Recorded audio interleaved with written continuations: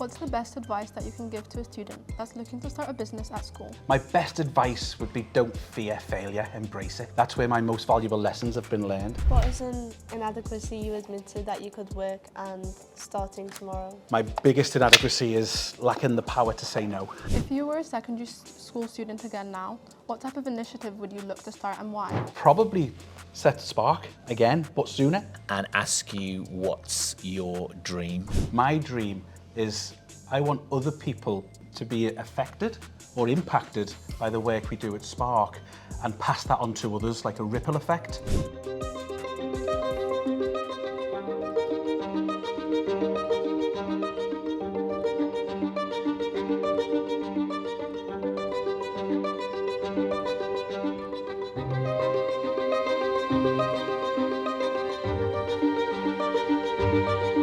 Welcome to another Kids Interview Entrepreneurs podcast. My name is Richard Layton. I work as the Entrepreneur in Residence within the Brett Centre for Entrepreneurship. That's part of the University of Liverpool Management School. We're here this morning with UTC, the studio, in the Baltic Triangle with our competitions class in Year 9. It's a class where students work on extracurricular activities in and around entrepreneurship. Thanks as always to Mr. Kerry, the Sector Skills Champion within the school, for the support of not only the Kids Interview Entrepreneurs podcast, but the Enterprise Education in Secondary Schools programme as well. Thanks also goes to Jay, University of Liverpool graduate, for putting the podcast together. We're here this morning with our social entrepreneur, Kevin Rodgers, the CEO and founder of Spark. And our two interviewers are Parima and Mariam. And I'll now hand it over to you both to ask the questions. What does Spark Youth do and how long have you run the initiative? Spark Youth is a youth-led movement. It's not a product, it's a service that we provide to individuals from the age of 16 to 30 who you could say are at a crossroads in their life with regards to career choices and aspirational opportunities. So you can say what's in the core of Spark. It's opportunity, and that opportunity is foundations are firmly stood upon personal social development. And once we've established the foundations where they are, you could say we use the Maslow's hierarchy of needs as a pro forma. We can then ask the question, what are your ambitions? Where do you see yourself? What you like to do? A lot of young people will give an idea of what they want to do, and that could be employability. So we'll support them with their employability, readiness, preparation, exposure to different sectors, different people, because we're a strong believer at Spark that your network is your net worth. So, we're all from Liverpool, well, I am, and I would probably put a £5 bet that if someone in Liverpool needed a van, you'd find one. If you don't own one, you'll know someone who does. That's your network working for you. So when you need something, whether it be in business, in life, or in general, you can lean on your network to fill that gap. What we've also discovered, very similar to what you guys are doing here, is not everybody wants to work for somebody else. Some of the young people we engage with actually want to work for themselves. And over the last 5 years, we've supported over 50 young people launching their own business as a young entrepreneur. And I'm very proud to say over 70% of those young people are still trading within their businesses. So in short, we empower those who've been made to feel disempowered. Why did you decide to start Spark Youth as opposed to another type of initiative? I think the thing that inspired me to start it is, I think back to me, because there was a day when I was young and I didn't have grey hair. And when it was, is I wanted to explore the world of business. I wanted to be an entrepreneur when I was in school, but I didn't know where to go. So I had the realization, if I was at that crossroads at 14 and lacked the opportunity of exploration and networking, then I'm sure there's others who are. And I think 54 businesses launched in 5 years proves that there was a need for that. But then that grew into the outset of employability. Some people need to get experience before they go into the world of business. So they open what's called a side hustle, and they run that in tandem to their employment to gain that knowledge, to have that income that they can reinvest into their business and grow alongside it. And that's something I've done with Spark. What were you like in secondary school and were you entrepreneurial as a student? You're going to find this hard to believe, but as a student in school, I was quiet. I was the unforgotten pupil. I went to school because my parents made me. I'm not very academic. The thought of sitting behind a table with a textbook looking to some inspirational adult in front of a display board didn't really inspire me. I'm more of a doer rather than being told to do. I'm quite stubborn in that sense as well. So one of the things that school done for me is it gave me a network, because some of the friends I made in school are now my friends in business. So what school done for me, it gave me foundations that I didn't know I needed at the time, but foundations I rely on today. What were your favourite subjects and what did you like best about school? I say the thing I like most about school, before I go into the subject, is the social element. It gave me structure, it gave me purpose, and it also gave me opportunities, such as the programme you're doing now. If this existed when I was in school, I think I would have started my organisation a lot sooner and had the confidence to do that. Because out of curiosity, do you know what the average age of an entrepreneur in the UK is? When they say, I want to start a business. It's 43. And I know I don't look old enough, but I am 43. Yeah, I was 40 when I set up Spark. And that's because we don't like to take risk. So we've got the mortgage sorted, we've got the kids off to university, we've got the car, we've got a good salary, we've got a bit of money in the bank, and we're now ready to take that risk into the world of enterprise. But knowing the support packages around, I think I would have taken that calculated risk a lot sooner, because it's not as scary as people think out. But your network is something that you really, really need. And my favourite subjects are the ones that were hands-on. Ones where I could be creative, innovative, not have to be restricted or put in a box and stay between these gaps. So unfortunately, my core subjects were not my favourite subjects, but my creative subjects were. What could school have done to encourage or support you and others into entrepreneurship more? Introduce variety. Have a bit more variety in the topics that they cover. Because for me, when you go from maths to English to science, the only thing that changes is the classroom. The structure, the delivery, the content tends to be repetitive, and hard plastic chairs are not the most comfiest things to sit on for 45 minutes when you're being, dare I say, talked at. So make it comfortable, have variety, but more importantly, make it two-way.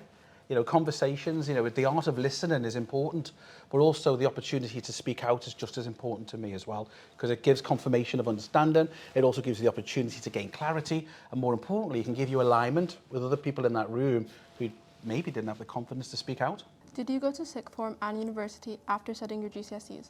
And how did that help you develop your entrepreneurship skills? In short, yes and no. I went to sixth form because, as I mentioned, my core subjects were not my strongest and I didn't meet the required grades to progress. So you could say I kind of not flunked my GCSEs, but I didn't do as well as I wanted to, because my dream was to be a Royal Naval officer. That was my dream. I wanted to be, at the time, Her Majesty's Royal Navy as an officer. And unfortunately, I didn't meet the grade, so I had to go back to college to resit them. I then tried to university. I was like, right, go in there, you've got to be an officer in the Royal Navy, you need to have a degree. And I quit uni very early on because it didn't give me what I wanted, and that's because I had an entrepreneurial mindset, but there wasn't an entrepreneurial offer. So what I joined the University of Life, is the politest way I can put it. I got employment, I volunteered in organisations, I joined the uniformed youth organisations, because sadly I failed a medical for the Navy because I'm a bit deaf in one ear. Then they moved the goalposts and I joined the Royal Naval Reserve and was the Royal Naval Reserve officer for just under 14 years. Scary, but fun, and that network I grew there is the ones that opened my eyes to the world of enterprise, because the people that you meet, you don't know what they know or who they know till you engage with them. So my advice when you're going looking at further education, higher education, or potential gap year, know what you're doing it for. You've got to know what you're doing it for, because if you just do it for the sake of doing it, where's your purpose? Because any journey done without purpose is done without passion. Find your passion and follow it, would be my advice. And my passion was, when I was your age, somebody opened a door for me that I didn't know could have been opened, and it changed my life. It opened my eyes, and that was the world of maritime. I went on a tall ship, and I sailed from Liverpool to Scotland. Ignore the fact that I was seasick nearly every day. It gave me a fantastic insight into challenge. Safe challenge and calculated challenge is what enabled me to grow. At the time, I despised it, but upon reflection, I absolutely loved it, and it made me the man that I am. So my advice on that one is follow your pathway that gets you to your destination. That may be education, that may be employment, or maybe that's volunteering. Because one of the things that, as an employer myself, that I look for in people is something called discretionary effort. Do you know what that is? And do you know where it comes from? So I'll give you an example. Those who don't have discretionary effort and their working clock is 9 till 5, they come in at 5 to 9, they're gone at 5 past 5. Discretionary effort is those people who believe in what they're doing. And if you enjoy what you're doing, you'll start it. And then the problem is putting it down at 5 because you want to finish it before you leave. That is discretionary effort, and that's what a skill that you grow from giving your time freely to others, to other people, other causes, or other opportunities. And that's something that helped me grow my entrepreneurial spirit. What did you do before starting Spark Youth? Did you work for anyone else or run any other initiatives, and what did you learn? I'd done two things at the same time. Prior to starting Spark Youth, I worked for the Wales Leading Development Programme for young people. Some of you may know it as the Duke of Edinburgh's Award. I was there as the operations manager in the north of England, and actually I licensed your school when it was first opened. So I was here at your opening of your school in the capacity of that royal charity. But in tandem to that, I was volunteering at a national organisation that I helped co-found called the Maritime Cadet Association. And that has now got something like 48 cadet units across the UK, introducing other young people to the world of maritime. And it's still going, even though I'm not with it anymore. So that's quite a nice, strong legacy that I feel that has been left behind. Because when I set up Spark, I didn't have enough time to do all three. What's the best advice that you can give to a student that's looking to start a business at school? My best advice would be don't fear failure, embrace it. That's where my most valuable lessons have been learned. I would also say don't see it as a failure, see it as a learning. Because you'll hear words when you set up a business, and I heard them myself, 90% of businesses fail in their first 3 years. And that may be true, but 100% of entrepreneurs succeed because they learn from their failings, they learn from their mishaps and hurdles that they've had to overcome. And when they go at it the second, third or fourth time, they're going out with more knowledge, more confidence, but more importantly, more support. Because the other thing that I would like to say is it's my network that's empowered me to be where I am today. The people I've surrounded myself with. And it's important that, yeah, you're going to meet all different likes of people in life, but stick to those who believe and share, but also challenge in an ethical way, because that's what's going to make you grow. Sitting there waiting for things to come to you, you're going to be waiting for a long time. My advice is don't see opportunities as see it as an opportunity and go after it, would be my advice. What are the plans for Spark Youth in the future, and do you believe you'll set up any more initiatives? Well, it's a double question, really, because what I'm looking at doing this year is Spark's been going for 5 years, and in our 5 years, we've actually engaged with over 2,000 young people. And what I'm very proud to say, over 50% of those 2,000 people are no longer NEET, which means not in education, employment or training. They are engaged within their communities, within the corporate world, but more importantly, they've discovered who they are. So in Wirral alone, that's 2,000 young people. How many on this side of the Mersey need that intervention and support? So I'm currently in negotiations of opening a second hub on this side, and I can't say where at the moment because I'm embargoed information, but we are looking at opening a Spark Youth hub here on the, dare I say, or bravely say, on the right side of the Mersey, because this is where I'm from. If you were a secondary school student again now, what type of initiative would you look to start and why? Ooh. I've got quite an innovative, and I'm a solution person. I like to solve problems. I like to overcome barriers, but I'm also, don't like to do it alone. I like to have people around me. I get my energy from people. So it would definitely, I'd probably still be a social entrepreneur as opposed to a business entrepreneur in the sense. And I would probably set Spark again, but sooner. But if I was looking at the corporate world, because I'm a bit of a petrol head, it'll have to be something to do with cars. Definitely something with cars, yeah, because it's so expensive to hire a mechanic. I should have become a mechanic. That was brilliant. I really loved that. I loved what you said about discretionary effort. I really definitely feel that if you're the type of person that's prepared to go above and beyond and equally volunteer your time to gain skills, experience and expertise, then entrepreneurship is definitely something for you. I spent a long time volunteering whilst I was at university and as a graduate, maybe 4 years before that finally started to pay off, in a sense that people would pay me to work for them, to manage projects and programs and things like that. But I really loved it so much, and I advocate to everyone out there to go and to put the additional effort in, to volunteer and to look for opportunities, because it's only going to help you in the future. We also talked about the opportunity for students to interact and engage and ask questions. So I'm now going to go into the audience to get some questions for you off our Year 9s today. Do you wish you passed your GCSEs? I did pass them, just not the grade for the Royal Navy, so I had the right level. He was seeing above for me to get to where I needed to be in my academic progression, but not for the Royal Naval Entry exam. So I resat, it was my English, out of all things. And how much waffling I'm doing today, you'd be surprised it was English language. But I got there, and I got an A when I went to further education. So it wasn't a wasted time going.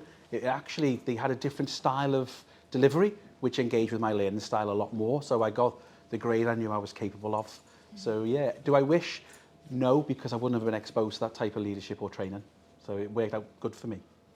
There seems to be a bit of a pattern with entrepreneurs that come in that we didn't necessarily do that well academically for whatever reason. We were more creative. We like things that were more practical. But again, what I will say is grades aren't going to stop you from achieving anything. No. I was very much like Kevin. My grades at school were, fairly terrible compared to everyone else. But I've worked in some phenomenal universities like the University of Liverpool, one of the top universities globally in the world. So grades themselves aren't ever going to stop you from I think achieving. it's also fair to say it's your actions that define who you are. Your academia helps you get there, but it's your actual actions that define who you are. So I went back to university when I needed to, and not when I was expected to. So after I got my A-levels, I went into the scary world of work, got employment, and then when I was progressing up that employment ladder, I then needed to have the credentials to back my ability. So I then went back to university, done a degree and done a master's as well. But it was at the time I needed it rather than the time it was expected me to do it. And also my employer footed the bill, not me. So that was a good win. Yeah. And again, if you're interested in going into social entrepreneurship, because you're trying to give back to community, create social as well as commercial impact, quite often there are bursaries and scholarships available. So I studied at the School for Social Entrepreneurs. I met someone literally in a room for 5 minutes, and they paid my £9,000 fees for me. Again, I went back and did a master's because I felt at the time it was something that I needed to give me credibility when I was talking to the heads of councils or combined authorities or people in government. And again, I got a bursary for that. So, although you're giving a lot of time, energy and effort in the first instance to other people and not necessarily getting that on a monetary value, you do get it back in kind in other ways from people that are willing to help and support you or help fund your development or give you small grants and things like that to get going and make an impact in the world. Another question? Hi, I'm going to ask a couple of points rather than questions. So firstly, I want us all in the room here in this group to understand something that was mentioned a little while ago, that you have to use your voice, and that doesn't have to be as an individual. You're already a group formed in this school with other people who are in that scholars group. You have a voice, and you can lead, and as we know with leadership that can go two different ways. Yeah, hopefully we'll lead in the right way, but you have a voice. If there's something in the environment that you're in, the school that you're in, that isn't working for you, then have a think about that. Yeah, and in the past, we've used that student voice quite a lot. We've used the student voice, for example, to canvass all of our parents and grandparents to put something together to give to the council so that they put a pedestrian walkway on the bottom of Parliament Street because we had students getting knocked down. That wasn't a good idea before they had a pedestrian walkway, and they did it. We have student voice here where we didn't have certain food, vegetarian, vegan, halal, etc. We now have all of those foods. We have student voice where we didn't have after school clubs, where students in year 11, 13, when they're coming up to exams, could study here rather than having to go home, particularly for those who have younger siblings who jump on the head and annoy them when they were trying to study and so on. So you have a bit of a voice. That's the first point. The second one that I think is really interesting is, and I'd like you to reflect on it. Do you know what your learning style is? Because we mentioned that a little while ago. And we all learn in different ways. And yet, in most of your classes, you're taught in the same way. No teacher is going to stop and say no if you stand up to them and say, I'm struggling a little bit with this. I'm not sure it's being taught by rote, someone standing in front of you telling you something and you writing it down and regurgitating it. I'm not sure that's really working for me. Because that's not what employers want. Employers want you to use your brain. So what is your learning style? Do you learn that way? Or are you better learning by listening? You're better learning by doing. This is a doing class, as you know. That's why we set these classes up. But it's quite rare in education. There's a methodology called project-based learning, which is a methodology that's come from industry, from Ford's actually, in America. And we employed that since the start. But there's very few schools who do that. Yeah? And so what is your learning style? And if you can own that, then you can take that with you to employment, to interviews. Oh, how are you going to teach me the next stage? Oh, right. So you're going to allow me to do that all on my own? Oh, well, actually, I'd prefer to have someone who could supervise me a little bit on that. Yeah, so think about that learning style, please, as well, because I think there's a couple of points that Kevin's made that are very interesting with this group particularly, and that's why we do a lot of these sessions. All right, so I know it's the first week back, so I know we don't have a lot of questions today, but let's try and have a little bit of a think about some of those. The learning style is particularly relevant because all of us have different ways of learning, and we have to understand that, particularly now before we get into our GCSE cycle next year, because you come under a lot of pressure to study, and I work with lots of students who go, well, how do you do that? And I say to them, well, what's the best way for you to learn? And if you don't know that, then someone's going to impose that on you, and that might not work for you. It's okay, so have a little think about that. There's some really relevant points today, I think, that we need to explore a little bit, okay? So we have a couple of closing traditions on the Kids Interview Entrepreneurs podcast. Our first closing tradition is to Simon Squibbew and ask you, what's your dream? I would say it's good to dream. Dream is what builds innovation and aspiration. Make do is what suppresses innovation and aspiration. So listening about your learning style and discovering your learning style, I'd say my dream is I want other people to be affected or impacted by the work we do at Spark and pass that on to others like a ripple effect. So I want to pass that ripple right onto you today. And I think the hardest thing to sell in this world is yourself. So do yourself a service and come up with something called a bit of an elevator pitch. So if somebody says, who are you? I won't just say, I'm Kevin. I'll say, I'm Kevin and I am really interested in people. And what's really good, we are a generation of confirmers at the moment, and we struggle to connect.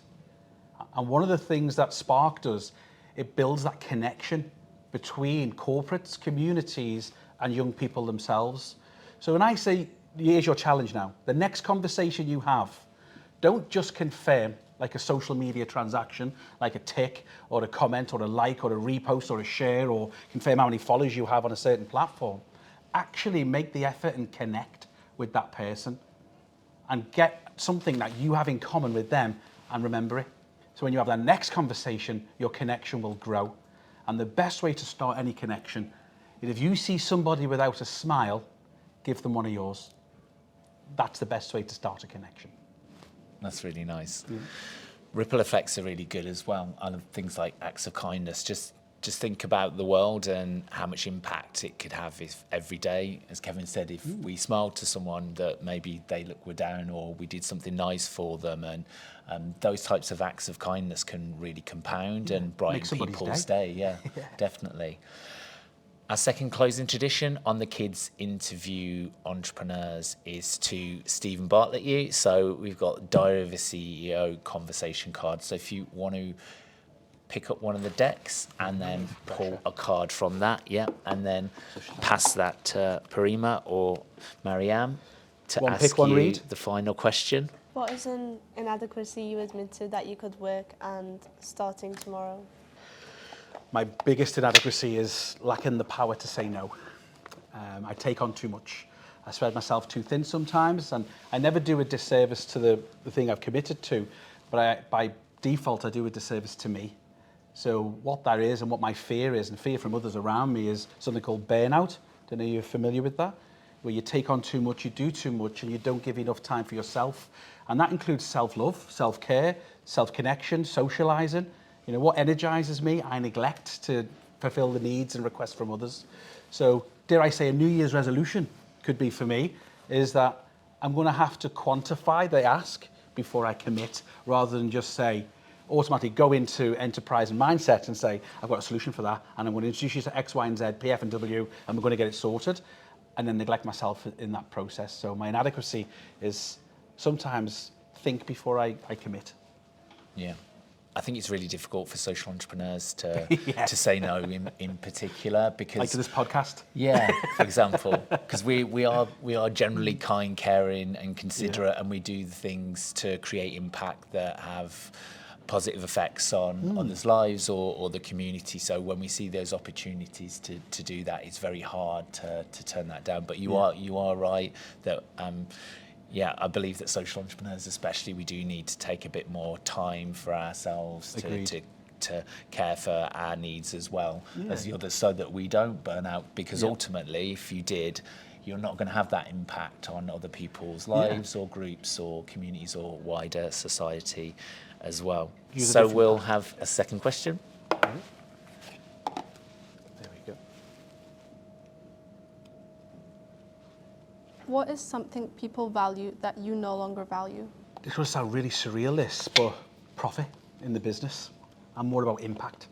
When I first went into the world of business and I thought the corporate world is what mattered, when people ask me a question about how Spark, they say, how successful is Spark? Or how successful are the young entrepreneurs you work with? My immediate response now is, how do you measure success? And if that is through profit, then we don't align. We used to, but we don't now. I look about the social value and the personal impact that I make on an individual. Yes, I have to run Spark like a business, and I'm very proud to say over the 5 years, we've grown from turning over to about 30,000 to just over £300,000 in 5 years, so that's quite a good growth. That's brilliant. But with that growth comes responsibility, and additional responsibility. So what's really important is I make a profit to reinvest in the business and the individuals I support. I don't make a profit for dividends and payouts. Yes, I would love to be on a bigger salary. Who wouldn't?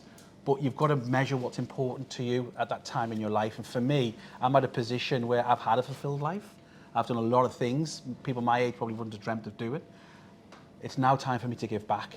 So when people ask me what would change, I would definitely say profit isn't all about money for me. It's more about impact. Awesome. Yeah. That's been really nice for me personally today because obviously I've known Yeah. Kevin for quite a while. I've seen Spark grow and develop and help and support more and more people, but I've got to know you a little bit more and your background, which is, for me personally, I sort of really enjoyed that and to learn more about you. And I'm sure others who've been watching the podcast today have not only learnt about you as well, but got some really great advice and guidance that they can apply to their lives to have a positive impact.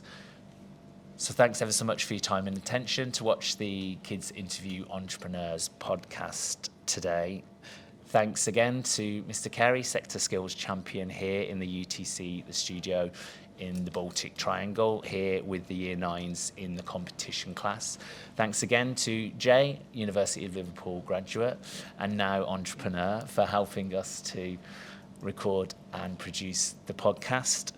Thanks also goes to Paul Brett for his support of the Brett Centre and the enterprise education in secondary schools, as well as Sir Peter Rigby for his generosity in supporting the initiative as well. We look forward to seeing you in another episode in the future, and take care for now. Well done, everyone. Brilliant. Excellent.